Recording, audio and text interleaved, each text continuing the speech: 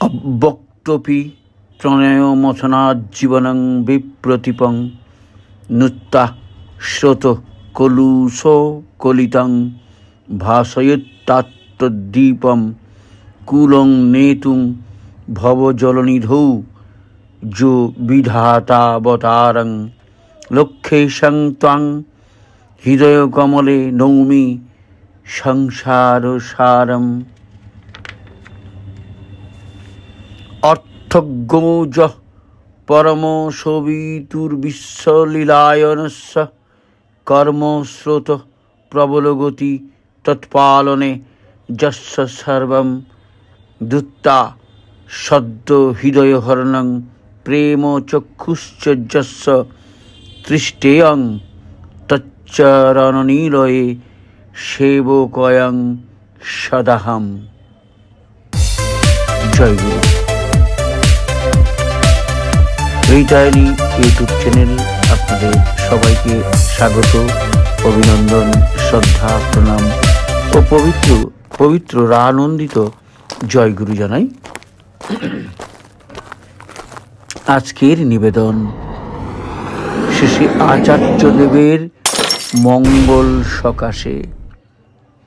লিখেছেন ডক্টর স্বপন কুমার বিশ্বাস। আজকের নিবেদন শ্রী শ্রী আচার্যদেবের মঙ্গল সকাশে। গৌরবর্ণ, দীর্ঘকায়, উন্নত শির দণ্ডধারী এক সুপুরুষ, ছন্দায়িত পদচলনায় প্রাতঃকালীন সমবেত প্রার্থনা, বাণীপাঠ, নানাবিধ আলাপ আলোচনা সমাপনান্তে এগিয়ে চলেছেন ঠাকুর বাংলা থেকে ষোড়শী ভবনের দিকে। পেছন পেছন একদল নরনারী অনুসরণ করে চলেছে। পথের দুপাশে মাঝে মাঝেই করজোড়ে দাঁড়িয়ে আছেন দাদারা ও মায়েরা। এদের মধ্য থেকেই হঠাৎ 5-6 বছরের একরত্তি এক শিশু চেঁচিয়ে ওর মায়ের দৃষ্টি আকর্ষণ করল। ওই দেখো মা, বাবাই দাদা আসছেন। মুখমণ্ডলে তার কি অনির্বচনীয় পুলকের সহজ অভিব্যক্তি। অধীর আনন্দে আকুল শিশুটি এক ঝটকায় ওর মায়ের ধরা হাতটা ছাড়িয়েই তারস্বরে জয় গুরু বলে প্রণতি জানালো। এই দৃশ্য নানাভাবে বারবার ঘটতে দেখি। প্রত্যেকবারই সত্তাপটে ভেসে ওঠে পরম দয়ালের আমল থেকেই প্রবহমান নিত্য নৈমিত্তিক এই প্রাণ জুড়ানো দৃশ্যপট। ঠাকুরের ঐহিক তিরোধান। পূর্ববর্তী সময়ে তাকে দর্শন মাত্রই আত্মহারা হতো সবাই। ভুলে যেত পথক্লান্তি, দুঃখ, কষ্ট, জাগতিক হাজারো সমস্যার কথা। দু চোখ ও হৃদয় ছেয়ে যেত শুধু প্রাণের দেবতার দর্শন সুখে। মহাশান্তির, পরমানন্দের অমীয় পরশ সত্তা জুড়ে অনুভূত হতো। তার ঐহিক তিরোধানের পরও পুরুষোত্তম পরম দয়াল আমাদের জীবনের সব দিক কানায় কানায় ভরপুর করে রেখেছেন। অভূতপূর্ব ও অতুলনীয় আচার্য পরম্পরার অমীয় ধারায় অজচ্ছল অবিরত প্রবাহে নিত্য নিত্য অবগাহন করে আমরা সেই দর্শন সুখ ও অমীয় মধুক্ষরা পরশ দিনের পর দিন পেয়ে ধন্য হয়ে চলেছি। বিশ্বপিতা পরম দয়ালের জীব জগতের পরমাশ্রয় রূপে আমরা অবিচ্ছিন্নভাবে পেয়েছি যুগাচার্য পরম পূজ্যপাদ শ্রী শ্রী বরদাকে, পরম পূজ্যপাদ শ্রী শ্রী দাদাকে, আর এবারে আমাদের সম্মুখে উদ্ভাসিত আচার্য স্থানাভিষিক্ত পরম পূজনীয় বাবাই দাদাকে। পুরুষোত্তম শ্রী ঠাকুর দয়ালধাম থেকে নির্মল চৈতন্য ধারা নিয়ে অবতরণ করেছেন, তা অবারিতভাবে বর্ষিত হচ্ছে জীবজগতের প্রত্যেকের প্রতি। সেই মঙ্গল ধারা অনাহতভাবে প্রবাহিত তাঁরই সৃষ্ট আচার্য ধারার মধ্য দিয়ে। পুরুষোত্তম অতন্দ্র, তাই তার প্রবর্তিত কর্মধারা কখনো এক মুহূর্তের জন্য থামে না, বরং এই কর্মধারার বিশালতা দিনকে দিন প্রবল বেগে বেড়েই চলেছে। এই পুরুষোত্তম ঈপ্সিত জীবন যজ্ঞের ব্যাপক প্রচার ও প্রসার কিভাবে তাঁর পতাকাবাহী প্রতিভূদের সুদক্ষ পরিচালনায় হয়ে চলেছে, মনে হয় কাউকে আঙ্গুল দিয়ে দেখিয়ে দেওয়ার প্রয়োজন নেই। আচার্য ধারার সুদূর বিস্তৃত প্রভাব সম্পূর্ণ ও নিখুঁতভাবে ফুটিয়ে তোলা ভর দুনিয়ায় কোনো লেখনীর পক্ষে দুরূহই নয়, একান্তই অসম্ভব। এই সীমাবদ্ধতা মাথায় রেখে শুধুমাত্র ক্ষুদ্র হৃদয়ের ততোধিক ক্ষুদ্র জ্ঞান সম্বল করে বর্তমান আচার্যদেবের সঙ্গ সুখের খানিকটা অনুভূতি তুলে ধরার এই কাঠবেড়ালি প্রয়াস। বর্তমান আচার্যদেবকে শিশুকাল থেকে দর্শন করার সৌভাগ্য আমার হয়েছে। শ্রী বরদা, শ্রী দাদা প্রমুখ ইষ্ট পরিবারের সবাইকে প্রণম্য গুরুজন জ্ঞানেই প্রণাম করতে জন্মবোধি শিখেছি, তাই তাকেও গুরু প্রপৌত্রেষু এই সহজ বোধ নিয়ে শ্রদ্ধসিত প্রণাম করে এসেছি। কিন্তু চিন্তা শক্তি একটু পরিপক্ক ও বোধ শক্তির একটু পরিধি বাড়তেই সত্তা দিয়ে অনুভব করলাম উনি নিজের ইষ্ট সাধনা, দেবদুর্লভ ব্যক্তিত্ব, অতলান্ত প্রতিভা, অতুলনীয় প্রজ্ঞা বলেই আজ স্বমহিমায় অধিষ্ঠিত। আমাদের ঠাকুর তো একজন গতানুগতিক ধর্ম প্রতিষ্ঠানের প্রাণপুরুষ হিসেবে পৃথিবীতে অবতীর্ণ হননি, তিনি আবির্ভূত হয়েছেন একজন জীবনবাদের হোতা হিসেবে। ধর্মকে, জীবনকে, কৃষ্টিকে এক সর্বাত্মক বাস্তব ও বিজ্ঞান ভিত্তিক ভাবধারায় সর্বজন সহজবোধ্য হিসেবে তুলে ধরতে তিনি এসেছেন। সাহিত্যে, কলায়, দর্শনে, বিজ্ঞানে, সঙ্গীতে, বিনোদনে সব কিছু উপচে দিয়ে মানব জাতিকে, মানব সভ্যতাকে পূর্ণতার দিকে পরিচালিত করতে। তাই জীবনবাদের সর্বশ্রেষ্ঠ হোতা উত্তর সাধকের মহাজীবন পর্যালোচনা করেও আমরা বাঁচা বাড়ার প্রয়োজনীয় নিখুঁত পরিপূরণের রসদ নিত্য খুঁজে পাই। আচার্যদেবের পবিত্র সান্নিধ্য তাই আমাদের সবার কাছে এত মধুক্ষরা ও পৃথিবীর যে কোনো বিষয়ের থেকেও আকর্ষণীয়। পরম দয়ালের সৃষ্ট মধুময় পরিমণ্ডলের সুযোগ্য কেন্দ্রীয় মহা ব্যক্তিত্ব বর্তমান আচার্যদেবের মধ্যে প্রতিভাত। প্রেম, তাঁর দয়াদ্র দৃষ্টিপাত, বাচন ভঙ্গিতে, শারীরিক ভাষায় মুখর। আবাল বৃদ্ধ বনিতা সবাই তা এক লহমায় অনুভব করতে পারে। তার ওই প্রেম বিতরণ গুরুগম্ভীর তাত্ত্বিক কথায় বা দুর্বোধ্য আধ্যাত্মিক শব্দ খোলসের অন্তরালে নয়, একেবারে খোলামেলা সর্বজন বোধগম্য করে তার দিব্য অমৃত বর্ষণ। আবার তার কথা বলা বা আবার তার বলা কথাগুলো একটু নিরস নয়, বরং রূপে রসে গল্পে পরশে পুষ্ট হয়ে প্রত্যেকটা ব্যক্তির অন্তর্জগৎকে সেগুলো গভীরভাবে ছুঁয়ে যায়। সবাই সেই দৃষ্টি, সেই বাণী, সেই মহাভাব সত্তায় বহন করে নিয়ে যায়। সংসার জীবনে তা প্রতিফলিত করার চেষ্টায় নিমগ্ন হয় নিত্যকর্মের দিগদর্শক করে। পরম দয়াল যে সব ধরনের বর্ধনমুখী আশ্বাসন দিয়ে আমাদের জীবন চলনাকে সহজ করে দিয়েছেন তা আমরা সবাই জানি।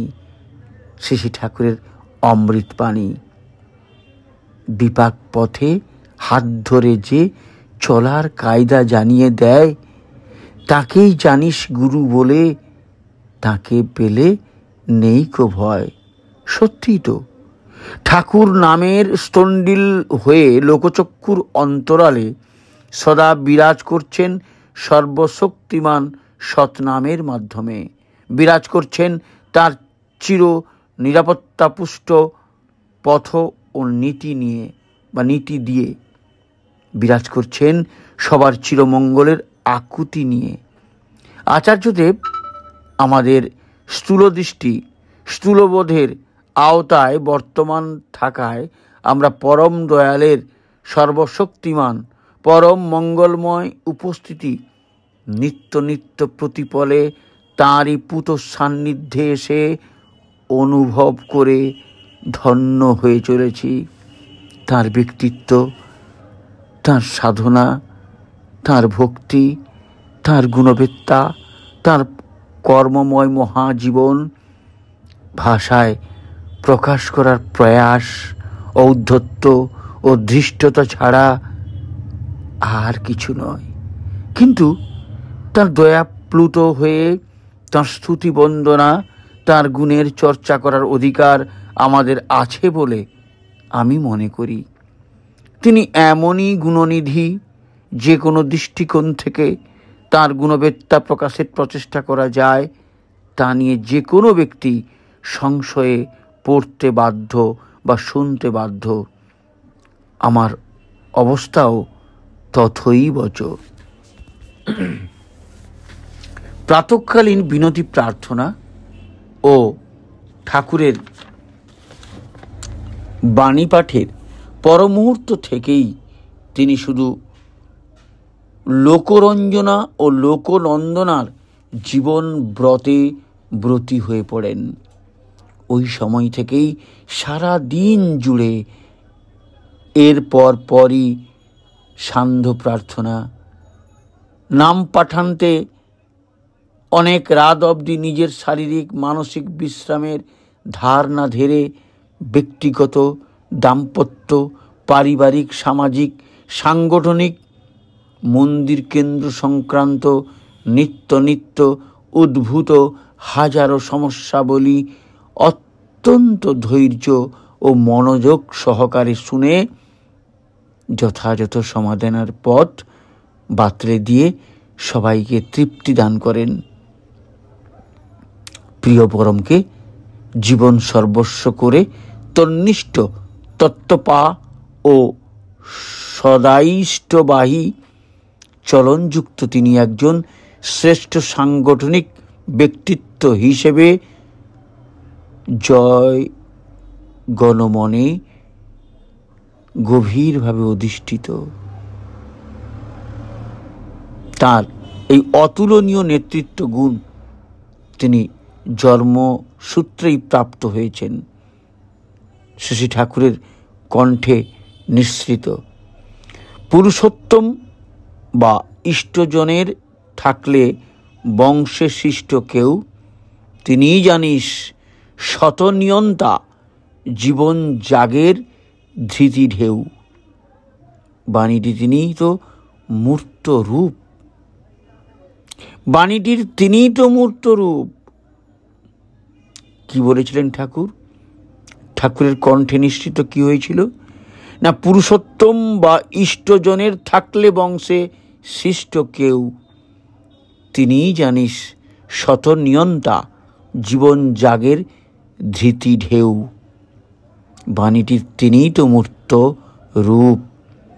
ঠাকুর বাংলার নিত্য নৈমিত্তিক মাঙ্গলিক কর্মধারা থেকে শুরু করে ফিলান্থ্রপি, আনন্দবাজার, পাবলিশিং হাউস, দ্রুত দীপ্তি হসপিটাল, কারখানা, press, motor garage, guest house, school, বিদ্যুৎ বিভাগ, রসইসোনা মন্দির,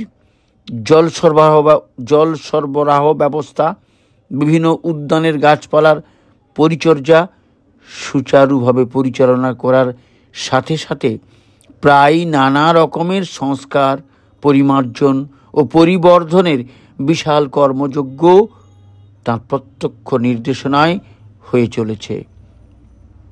সাম্প্রতিককালে নাটমণ্ডপগুলোর প্রসারণ, ভক্তজনের উপবেশন স্থলগুলোর মানোন্নয়ন, ঠাকুর বাংলার শ্রী বর্মার ঘরের জামতলা ও শ্রীঅঙ্গনের দৃষ্টিনন্দন সংস্কারের কাজ তাঁরই মহান চিন্তা ও দূরদৃষ্টির সুফল। বিভিন্ন চৌহদ্দিতে বৃক্ষরোপণ, পথঘাটের ব্যাপক সংস্কার এই মুহূর্তে তাঁরই পর্যবেক্ষণে ব্যাপকভাবে চলেছে। তার সদা সতর্ক দৃষ্টির আঙ্গিনায় নিত্য ইষ্টকেন্দ্রিক এই সেবাদানের সুবিশাল কর্মকাণ্ড শুধু ইষ্টভ্রাতা ও ভগিনীদের স্বস্তি প্রদানের লক্ষ্য নিয়েই নির্দেশিত। করোনাকালে জনসেবার ব্যাপক ব্যবস্থা, তা খাবার সরবরাহ হোক, সময়োচিত চিকিৎসাই হোক, পুষ্টিকর খাবারের উপাদান ও প্রতিষেধন, ঘরে ঘরে পৌঁছে ব্যাপক সেবাদান কিন্তু শুধু আশ্রমের চৌহদ্দিতেই সীমাবদ্ধ ছিল না। আশ্রমের বাইরেও অনেক দূর দূরান্তে বাহক মাধ্যমে অসংখ্য অর্থার্থীর দ্বারে দ্বারে তিনি প্রয়োজনীয় সামগ্রী পৌঁছে দিয়েছেন। মানুষের জন্য করার সাথে অভুক্ত পশু পাখিদের খাবার জোগানো, গাছপালার নিত্য পরিচর্যার কাহিনী তাকে পরম দয়ালের সুযোগ্য প্রতিভু হিসাবে জগৎবাসীর সামনে তুলে ধরেছে। দূর দূরান্তের সৎসঙ্গী জগতে করোনাকালীন তার নিত্য সবার খোঁজ খবর নেওয়া ও ইষ্টভ্রাতাদের একে অপরের প্রতি করণীয় সম্বন্ধে সচেতন করে রাখা করোনাকালে সবাইকে সক্রিয় ও অবসাদ মুক্ত করেছে।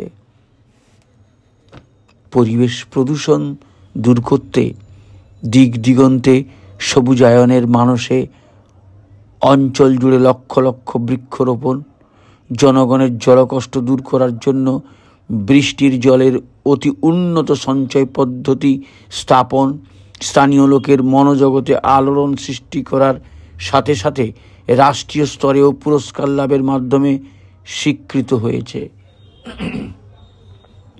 করোনাকালে সরকারি হাসপাতালে রোগীদের একান্ত প্রয়োজনীয় পরিবেশ থেকে অক্সিজেন তৈরির যন্ত্র, দেওঘর এইমসে প্রচুর পরিমাণে মহিলাদের জীবাণুমুক্ত অন্তর্বাস ও বিস্তৃত এক অঞ্চলের আর্ত সেবার কাজে নিয়োজিত হয়েছে।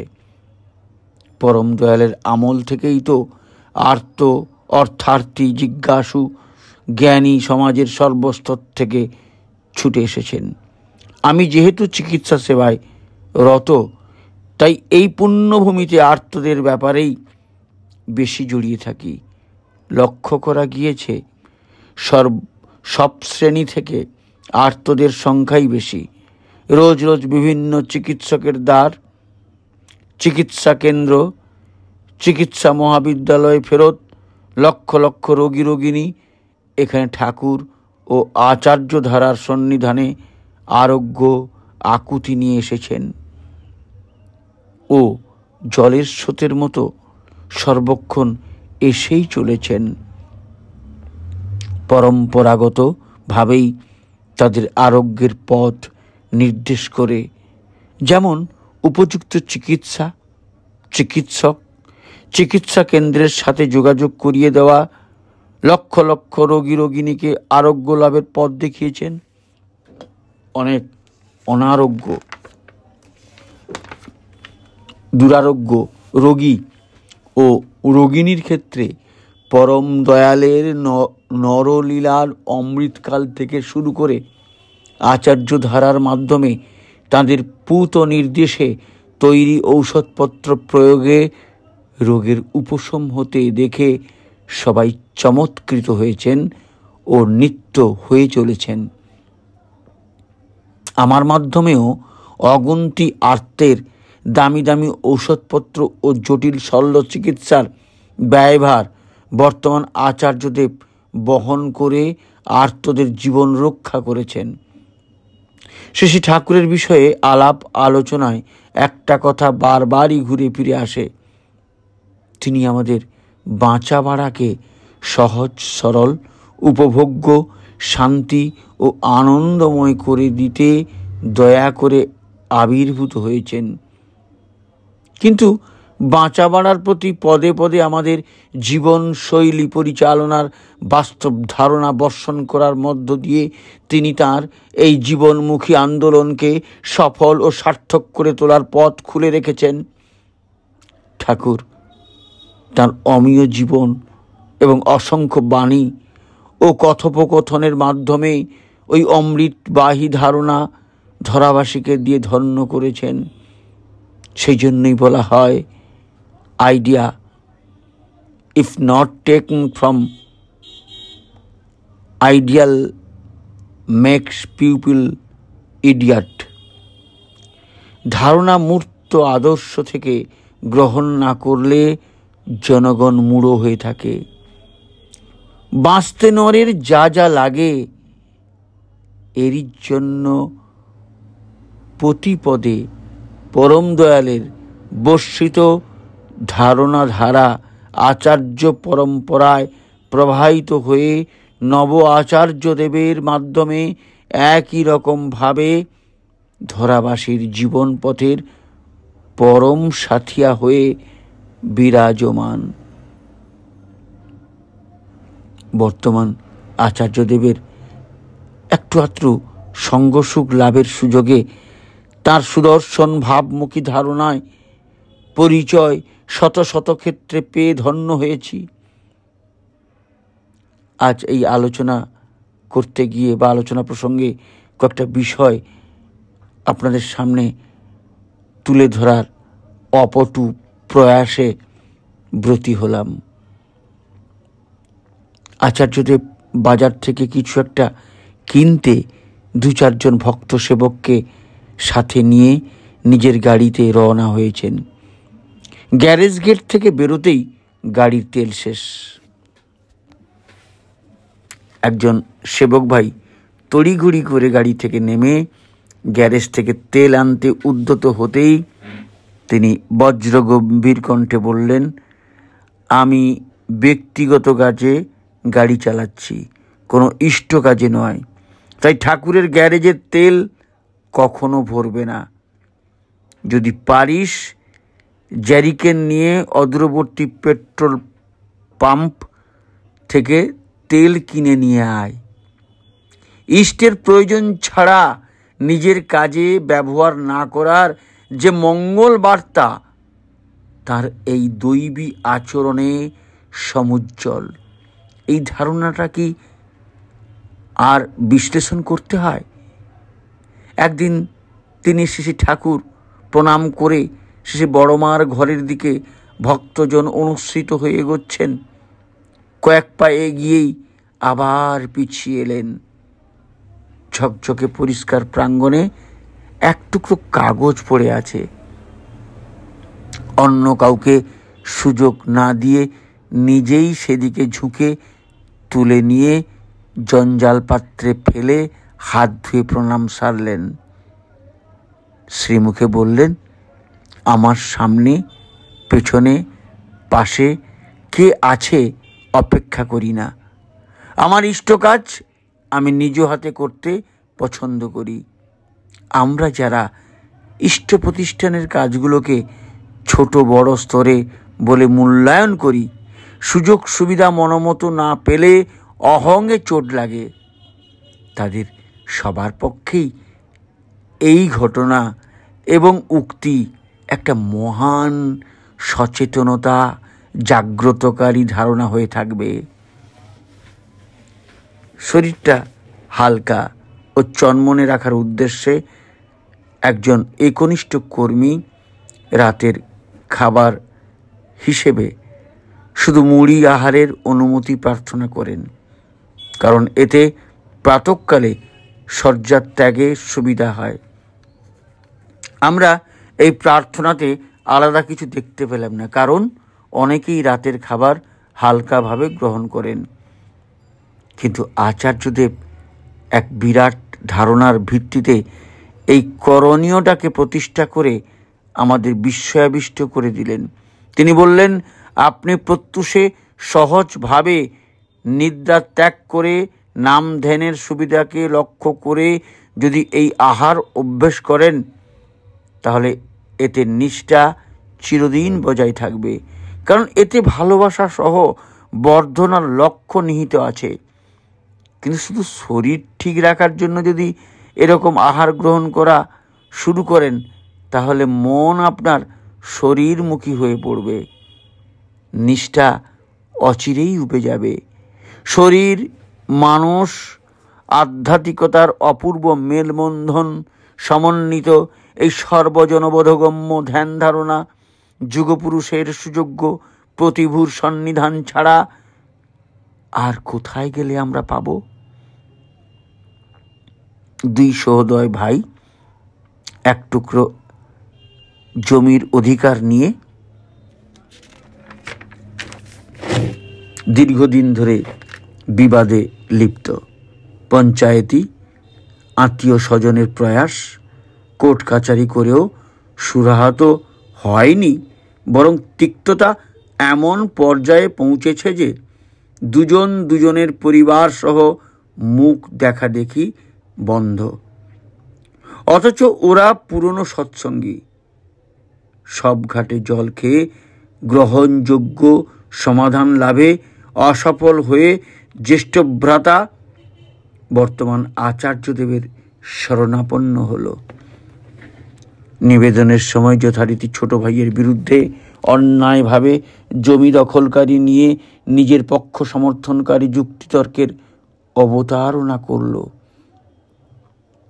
শ্রী আচার্যদেব নির্বাকভাবে অনেক সময় ধরে সব অভিযোগ শুনলেন। শেষমেশ স্মিত হাস্যে দৃপ্ত কণ্ঠে জিজ্ঞেস করলেন, যার সাথে আপনার দীর্ঘদিন ধরে জমি সংক্রান্ত বিবাদ, সে কার ভাই? আগে আমার। জমিটা কার বলে আপনি ভাবেন? আমার। তাহলে দুটোই আপনার আপন। সেখানে জমিটা যার হাতেই থাকুক, সেটার তো মালিক আপনিও। এই অবস্থায় ঝগড়াঝাঁটি ঝুট ঝামেলা করে লোক হাসাবার মানেটা কি? এই অভূতপূর্ব সমাধানে প্রকট হওয়া ধারণা সবাইকে রোমাঞ্চিত করেছিল। এক দম্পতি 24 বছরের একমাত্র পুত্র আত্মহত্যা করেছে। স্বাভাবিকভাবেই শোকে ও অবসাদে মুহ্যমান কাতর মা বাবা। বিশেষ করে ওই ছেলেটি নাকি কৃতবিদ্য, মাতৃপিতৃভক্ত এবং মিষ্ট স্বভাবের ছিল। তাই সে যে এমনটি করতে পারে, ওই দম্পতিটা কখনো মানতে পারছেন না। শ্রী আচার্যদেব তাদের মুখে এই শোক বার্তা বিমর্ষ মুখে শুনলেন। ওনারা একটু আশ্বস্ত হতেই জিজ্ঞেস করলেন, কোনো প্রেম ঘটিত ব্যাপার স্যাপার ছিল কিনা? ওই রকম সম্ভাবনার কথা উত্তরে ভেসে উঠতেই তিনি গম্ভীরভাবে বললেন, 24টি বছর ধরে যে সন্তানকে লালন পালন করলেন, সব কিছুর বিনিময়ে সেই সন্তান যদি একটা মেয়ের সাথে হওয়া 2-1 মাসের সম্পর্কের জেরে এক মুহূর্ত ও মা বাবার কষ্টের কথা চিন্তা না করে আত্মহনন করতে পারে, সেই পুত্র কি বেঁচে থাকলে ওর মা বাবার মনের দিকটাকে গুরুত্ব দিত? তাহলে ওই রকম সন্তানের আত্মহনন খুবই দুঃখজনক হলেও তা নিয়ে শোকাবিষ্ট অবসাদগ্রস্ত হয়ে না থেকে আর একটা সন্তানের জন্য চেষ্টা করা বেশি বাস্তবমুখী নয় কি? মনোবিজ্ঞানে কাউন্সেলিং বলে একটা ফলপ্রসূ চিকিৎসার তত্ত্ব আছে। এটাকে সরল বাংলায় বললে দাঁড়ায় মানসিকভাবে আক্রান্ত রোগী বা রোগিণীর বৈশিষ্ট্য, সংস্কার, কৃষ্টি, শিক্ষা, সংস্কৃতি ও বোধের উপর দাঁড়িয়ে নিবিড় আলোচনার মাধ্যমে তাদের মনের অন্তস্তম স্থল থেকে মানসিক বিকৃতির গোড়া উৎপাটন, তাদের সুস্থতা বোধ করানো। যেভাবে শ্রী আচার্যদেব এই কথাগুলো বললেন, পুত্র শোকে মূর্যমান দম্পতির মনোকষ্ট দূর করে তাদের জীবনে আশার আলো জ্বেলে দিলেন। এইরকম দৃষ্টান্ত সারা পৃথিবীব্যাপী বিরল বলে আমার ধারণা। তখন ঘোর করোনাকাল। হঠাৎ ওনার বাসকক্ষের সামনের প্রাঙ্গণে এক হনুমান হাজির। লোকজনের উপস্থিতি, বিভিন্ন গেটে দারোয়ান, সব দিকে নিরাপত্তার বেষ্টনী ভেদ করে ওখানে হনুমান ঢুকে পড়া অত্যন্ত কঠিন। সচরাচর ওরকম আসেও না। তাই হঠাৎ হনুমানের উপস্থিতি স্বাভাবিকভাবেই একটা শোরগোলের সৃষ্টি করল। দিশেহারা হয়ে একসময় সে রণে ভঙ্গ দিল। সবাই এই ঘটনাটাকে একটা বিচ্ছিন্ন আকস্মিক ঘটনা হিসেবে ধরে নিলেও শ্রী আচার্যদেব সহমত হলেন না। তিনি বললেন, করোনাকালে সবাই তো মানুষের খাবার সরবরাহের জন্য ব্যতিব্যস্ত। কেউ কি চিন্তা করেছে দেওঘর এক তীর্থস্থান? তীর্থযাত্রীরা সারা বছর এখানে এসে ভূতযজ্ঞ হিসাবে বাঁদর, হনুমান, পথের কুকুর, ছেড়ে রাখা ষাঁড়দেরও খাওয়ায়। আর এখন লকডাউন, এর জন্য কেউই আসছে না। তাই এই অবলা প্রাণীদেরও অভুক্ত থাকতে হচ্ছে। পেটের জ্বালায় এই হনুমানটা সব নিরাপত্তার ব্যবস্থাকে তোয়াক্কা না করে এখানে এসে পড়েছে। ব্যাস, যেমন মহান ধারণা তেমনি মহৎ কর্ম। লোক লস্কর নিয়ে ওই দিন থেকেই দীর্ঘকাল ধরে মাসের পর মাস সারা দেওঘর জুড়ে অভুক্ত প্রাণীদের পেট ভরে খাওয়ানো চলল। একজন গণ্যমান্য রোগীর গলায় গ্ল্যান্ড ফুলেছে, খুব ব্যথা ও প্রবল জ্বর। উনি কোনোভাবেই অ্যালোপ্যাথি জীবাণুনাশক প্রয়োগ করতে দেবেন না, অথচ অবস্থা সঙ্গীন। যে কোনো সময় রক্তে জীবাণু ছড়িয়ে পড়ে বিপদের আশঙ্কা হতে পারে। আমি অনেক চেষ্টা করেও তাকে কোনোভাবেই রাজি করাতে না পেরে আচার্যদেবের শরণাপন্ন হলাম। আমার বাচনিক সব কিছু শুনে তিনি এমন এক পন্থা বাতলে দিলেন যা অভূতপূর্ব। তিনি বললেন, একটা আয়ুর্বেদিক ওষুধের কৌটা খালি করে ওতে আপনার নির্বাচিত অ্যান্টিবায়োটিক কোর্সটা পুরে সেবন বিধি বলে দেন। যেমন বলা তেমনি পালন, আর এতেই বাজিমাত হলো। আর আমিও হাঁপ ছেড়ে বাঁচলাম। রোগীও আরোগ্য লাভ করলেন। তাৎক্ষণিক এই ব্যবস্থাপত্র আমার বিস্ময় সৃষ্টি করেছিল। শ্রী আচার্যদেব কোনো রকম আজগুবি বা অলৌকিক ধ্যান ধারণা বা আবেদন নিবেদনকে এক তিলও প্রশ্রয় দেন না।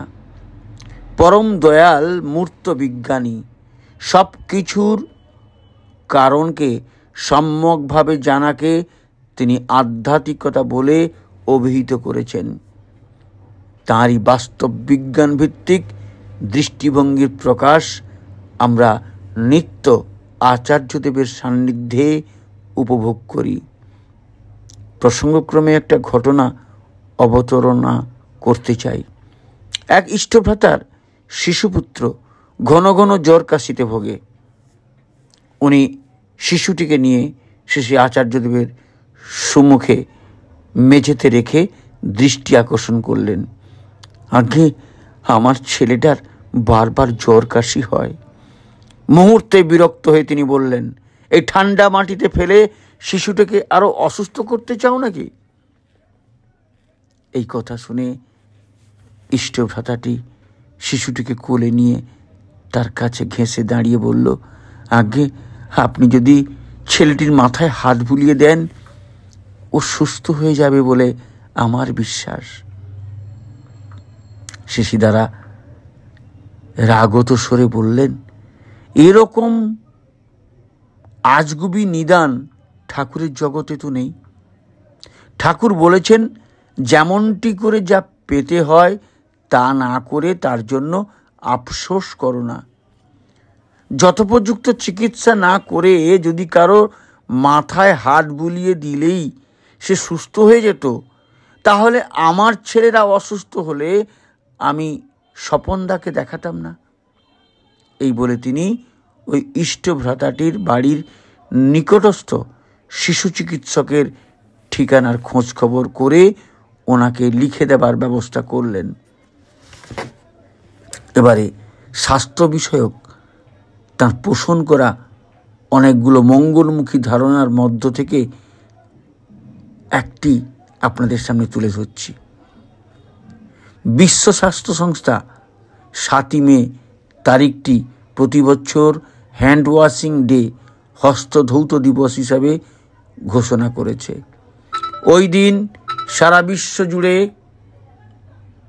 সবাইকে নিজের দুখানা হাত খুব ভালো করে ধুতে হবে। এই ঘোষণাটি ওনাকে জানানো মাত্র উনি মৃদু হেসে বললেন, ওই দিনটি ছাড়া বাকি 364 দিন কি জীবাণু, ভাইরাস, ছত্রাক, পচাগলা দ্রব্য মানব সমাজকে আক্রমণ না করার শপথ গ্রহণ করেছে? এই বলে উনি আমাদের চিকিৎসক সমাজকে সচেতন করে দিয়ে বললেন, প্রত্যেকটা সংক্রমিত রোগীকে পরীক্ষা করার পর ভালো করে হাত জীবাণু বিনাশী রাসায়নিক যোগে ধুয়ে তবেই পরবর্তী রোগীর গায়ে হাত দেওয়া উচিত। এসব সতর্কবার্তা দেওয়ার পর আমরা আরও চমকিত হয়েছিলাম যখন নিজের চেম্বারে ঢুকে দেখতে পেলাম তিনি অনেকগুলো হ্যান্ড স্যানিটাইজার আমরা বসার আগেভাগেই পৌঁছে দিয়েছেন। তাই শুধু ধারণাই নয়, আপনি আচরি ধর্ম জীবেরে শেখাই, এই শাস্ত্রোক্ত বাক্যের জীবন্ত সমুজ্জ্বল পুত উদাহরণ শেষে আচার্যদেব। তাঁর এহেন নিত্য নিজের শারীরিক ক্লেশের দিকে ভ্রুক্ষেপ না করে শীত, গ্রীষ্ম, বর্ষা, ঝড়, তুফান সব কিছু পাশ কাটিয়ে লোকরঞ্জনা ও লোকনন্দনায় নিত্যদিন ঘণ্টার পর ঘণ্টা মধুক্ষরা সান্নিধ্য ধান অথবা জীবন চলনার বন্ধুর পথে উদ্ভূত হাজারো সমস্যা পরম ধৈর্য সহকারে শুনে যথাযথ সমাধান করে দেওয়া। কারোর মধ্যে একটা নগণ্য গুণ দেখতে পেলেই উদাত্তভাবে উৎসাহদানে ভরে দেওয়া। এই সব কিছুর বিনিময়ে আচার্যদেবের আমাদের কাছে একমাত্র একটাই চাহিদা আছে, আর সেটা হলো আমরা যেন পলে পলে জীবনের সকল পদক্ষেপেই দিন দিন আরোতরভাবে প্রিয় পরমের হয়ে উঠি। পরম দয়াল শ্রী ঠাকুর, শ্রী আচার্যদেবের পুত উপস্থিতি এবং মঙ্গলময় আচরণের মধ্য দিয়েই সর্বজীবের পরম মঙ্গলের আকুতি নিয়ে চিরবিরাজমান। জয়গুরু। আজ এই পর্যন্ত। আবার আগামী পর্বে আপনাদের সামনে আবার কিছু একটা নিয়ে আসব। যদি ভালো লাগে অবশ্যই যারা সাবস্ক্রাইব করেননি করবেন, লাইক করবেন, আর ভালো লাগলে শেয়ার করবেন। এতে হয়তো আপনাদের এমন কিছু সময় বা খরচ হবে না, কিন্তু আমরা উৎসাহিত হব, আরও উদ্যম পাব। আরও উদ্যম পেয়ে আমরা চেষ্টা করব ঠাকুরের, আচার্যদেবের সৎসঙ্গের বিভিন্ন বিষয় নিয়ে আলোচনা করার। সবাই ভালো থাকুন।